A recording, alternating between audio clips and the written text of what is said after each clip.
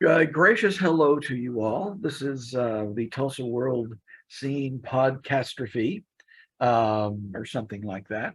I'm here with my lovely and talented colleagues, Grace Wood and Jimmie Tramel, to discuss some of the things that will be coming up in the Tulsa World Scene section, available at fine news sellers everywhere and online at tulsaworld.com. Um, it is football season, as we all know. And while we normally don't stray too far into sports, for those of you who have been visiting the Tulsa World website for the past couple of days, you've been seeing chapters from the book Switzer, the Player's Coach, written by the lovely and talented Jimmie Tramel. When did that book originally come out? Was that 2017, That 2018? book came out in 2014. 2014. And I was still in the sports department at the time before coming to entertainment. And the bosses pitched me this thing like, well, this summer, you can every day try to come up with something to write about when there are no games, or you can write a book about Barry Switzer. And I said, I'll take the book. But obviously Barry Switzer wrote a great book, not a good book, a great book, in The Bootlegger's Boy. So only a fool would then try to write another book about the same guy. So that tells you who you're dealing with. But the Tulsa World is publishing the book now in installments, serializing the book every Wednesday. It debuted last Wednesday, chapter 1. Chapter 2 about Crossett, Arkansas, where Switzer was raised, came out today. And this will continue every Wednesday until we run out of chapters, I guess, over the course of the book. Well, how many chapters do we have? I hope you're not superstitious, but I think there are 13 chapters involved. That's bad luck to talk about that. Yeah. But so had you covered? I know you covered a lot of things in sports. Was OU football one of your focuses, one of your main beats, or was this kind of a new territory for you? Well, it was interesting when I first came to the Tulsa World. We didn't have beats where you get assigned to one team and you cover it the entire season. Instead, Bill Connors, the sports editor, preferred that everyone share the responsibilities on OU, OSU, Tulsa, Arkansas, who we covered at the time, and Oral Robertson basketball. And one week you'd cover OU, the next week you'd cover OSU, and then TU, and then Arkansas, and so on and so forth. And it was kind of fun from a variety standpoint, but from a getting to know people better, a beat system is obviously much better. So yeah, but long story short, I covered some Oklahoma after Coach Switzer had moved on, and then some of the other schools, and a couple. Bill Haston was our primary Dallas Cowboy writer when Barry Switzer was with the Cowboys, but I had a game or two here or there. Okay, all right. Well,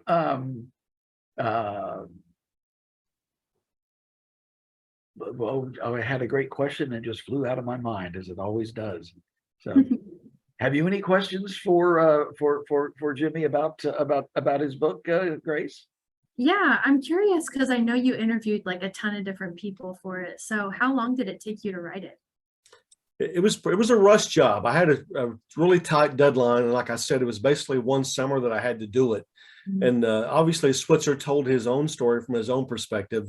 So I went the other way and just interviewed a lot of people who I thought knew him really well, childhood friends, his former players, and then the book kind of took its own course. I've never read the book since I wrote it, because you all know, being in the business, if you write something and then read it with fresh eyes down the road, all you can see is, here's what I should have done different. Here's what I should have wrote this. Oh, I can't believe I did that. So other people are sending me kind emails now that they're serializing this, but if I read it, it'll just be torture. So I'm not going to read it. Okay. I get that. Yeah. All we see are the things that we did wrong. 100%. And if we don't see them, then there's going to be somebody who will let us know they saw them, and not let us forget about it at all. So in the course of doing the book, did you deliberately choose not to talk to Barry Switzer, or was he just not making himself available?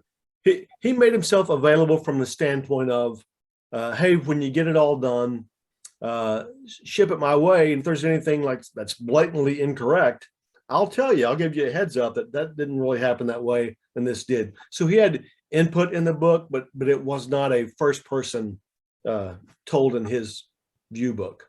Okay. What did he say after you sent it to him for him to fact check it?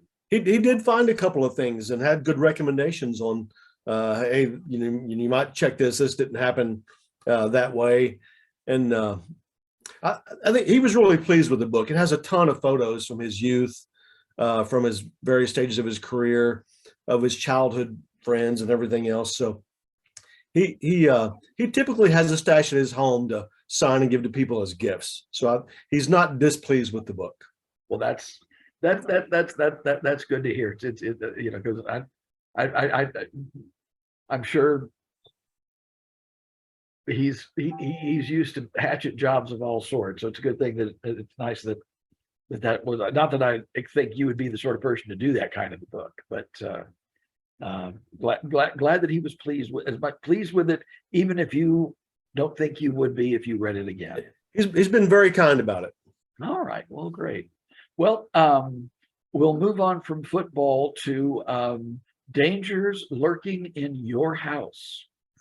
Even as we speak, there may be something in your house that is deadly to Fido or Puff the cat, and Grace is here to save you from these terrible things.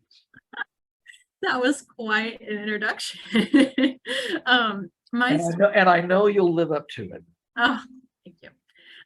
But yeah, my story was just kind of inspired by a friend of mine whose cat, Pepper, recently got into some of her houseplants and got sick. So after hearing about that, I realized like this is a topic I don't really know much about, and I'm curious. So I bet like a lot of other people are too. My story is just kind of talking about some of the most common houseplants and flowers and like other things you might have around your home that can be toxic to dogs and cats. So I interviewed a local veterinarian named Corinne Kackler, and she was able to give me just a lot of knowledge about things that are harmful for our pets. Lilies in particular are very harmful for cats, which I didn't actually know about. Even just their pollen from the lily flower can cause kidney failure. So people really should be extra careful about that. So that was an interesting thing I'd never heard before. And then I asked her what the most common thing she sees in her veterinary office is. And she told me that by and large, it's marijuana.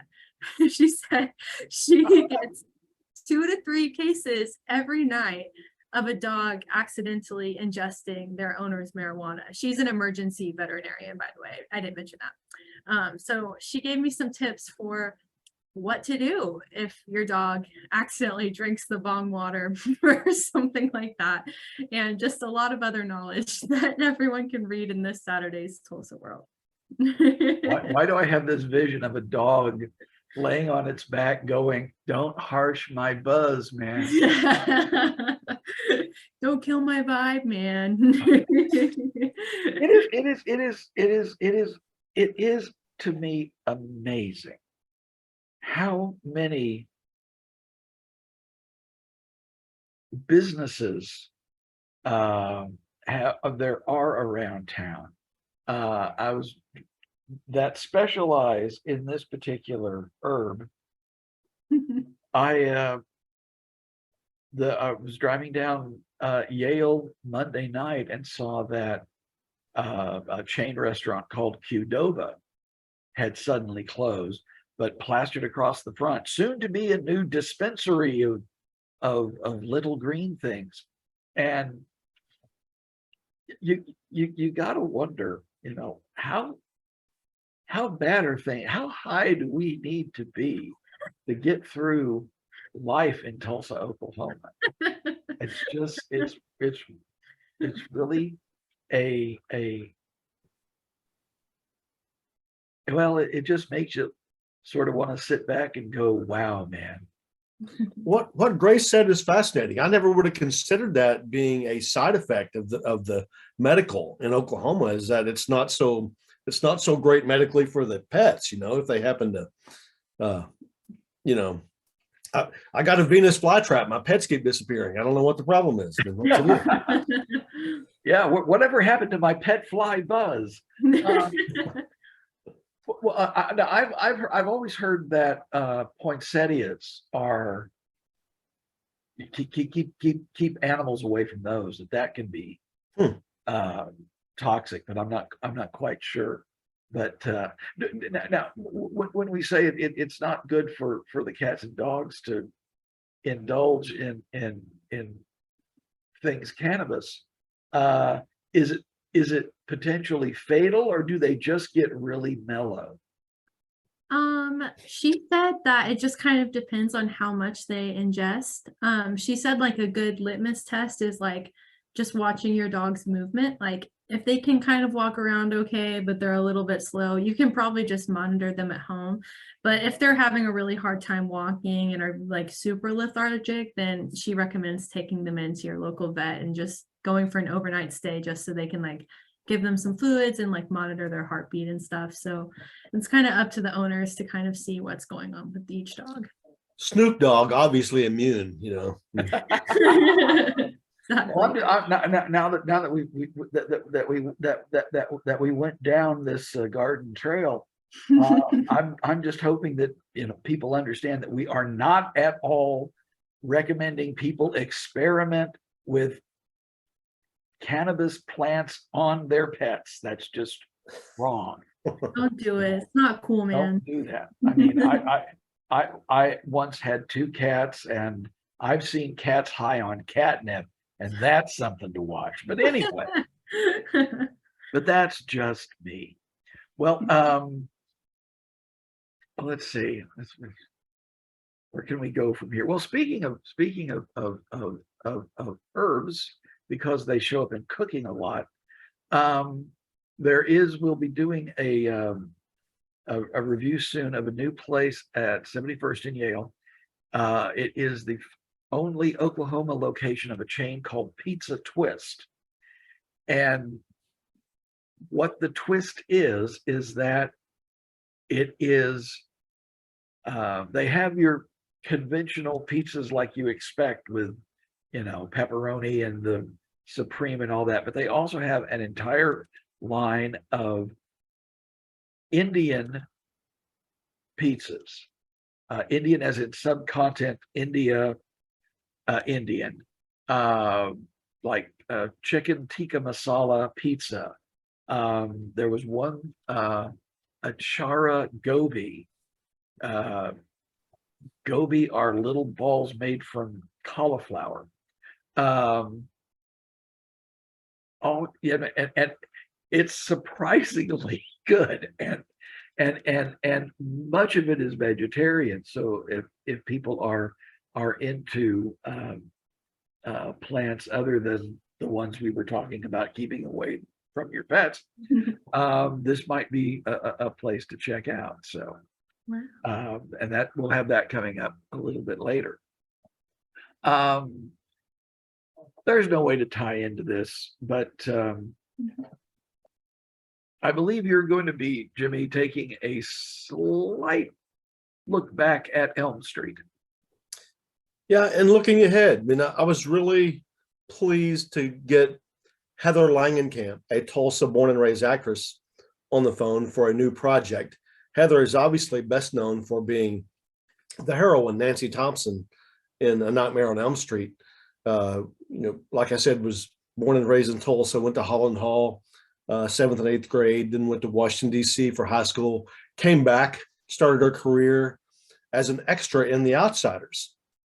So, and then was in Rumblefish, got her SAG card. But she's thrilled, and I'm thrilled for her, that she's in a new Netflix series called The Midnight Club. It comes out October 7th on Netflix. She's really pleased with the role, with the project, everything about it. So she's can't wait for people to see this, but we'll have to wait. Obviously, we've got a story on that, on her and the Midnight Club. in this Sunday's Tulsa world. Is this given the name, is this another horror type project, or is it It something? is. The premise is she is the owner and the doctor of a hospice for youths. And these youths sneak out of their room at midnight to get together and tell spooky stories.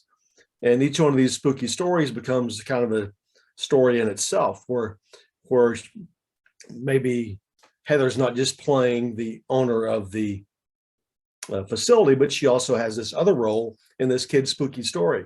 So she said it's almost like repertory where you get to do so many different things, and she's really, really jazzed about it. Okay, great. That sounds. She's got to be in her 50s now. I would imagine. I don't know. Well, forever 29. Sorry. 29. Okay. I know about that. Well, the reason I bring that up is another thing that we'll have Sunday is an interview with a woman named Carol Montgomery. That if you are deep into the world of stand-up, her name may be familiar, but she is the creator of a series of TV specials called Funny Women of a Certain Age. And it is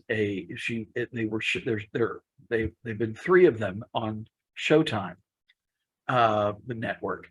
And the first one came out in 2019, and it was the very first television comedy special that featured only women over the age of 50.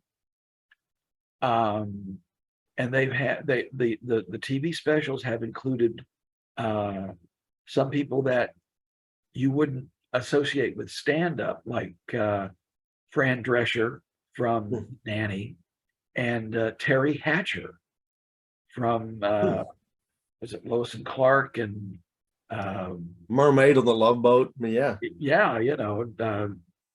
she in Desperate House. Was she the one in Desperate House? She was, yeah. So, but and I've seen her in like a talk show setting, and she's got a wicked sense of humor. They're now doing a live tour, and Carol, along with Caroline Ray, who was in Sabrina the Teenage Witch and is a multi-award winning stand-up.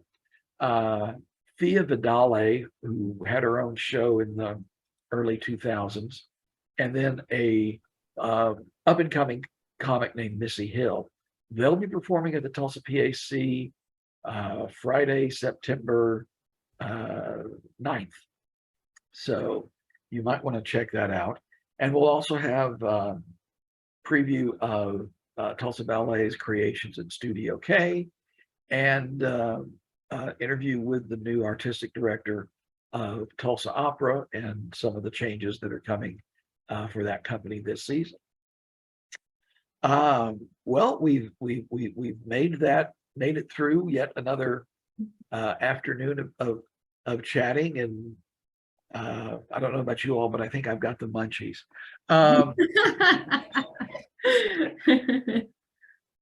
So we'll just probably we will at this point draw a veil, gentle reader and listener, on what we do. Thank you for listening to us. You can find this and other Tulsa World podcasts on Spotify, Apple, and wherever you may pluck your pods off the interwebs. We thank you for taking the time to be with us, and we will gladly see you later. Behave. Bye.